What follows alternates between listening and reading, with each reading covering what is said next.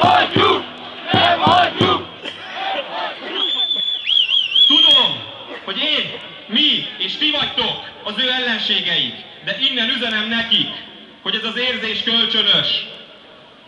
És azt is tudom, hogy ők bennünket bíróság elé akarnak állítani és börtönbe akarnak zárni joggal, jogtalanul.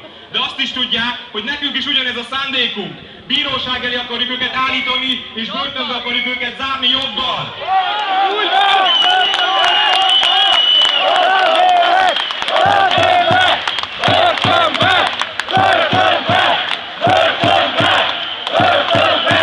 Amit ők tiltanak, azt mi támogatni fogjuk, és amit ők támogatnak, azt tiltani.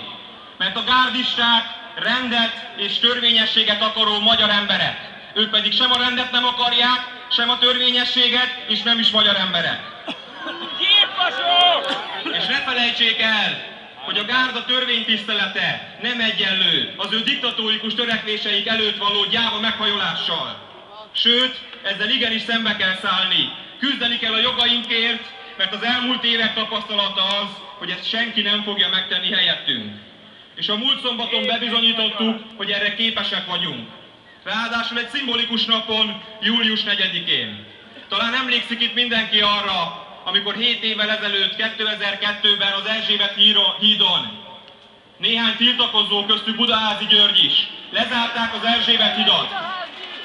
Budaházy! Budaházy! Budaházy! Budaházy! Budaházy! Budaházy!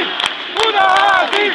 Budaházy! Azért zárták le a hidat, hogy számolják újra a szavazatokat. Ez volt az a szörnyű cél, amitől annyira féltek. És keserű élmény. Az MSZP arroganciája, a Fidesz gyávasága, a magukra hagyottság érzése. Akkor ott bennünket jobbikosokat arra ösztönzött, hogy párttá alakuljunk.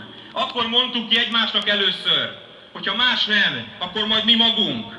És azóta érzem, és azóta most már nem csak érzem, hanem tudom is, hogy nincs többé jobb és bal oldal, itt csak egy oldal van, és az nemzeti, és mindenki más nemzetáruló.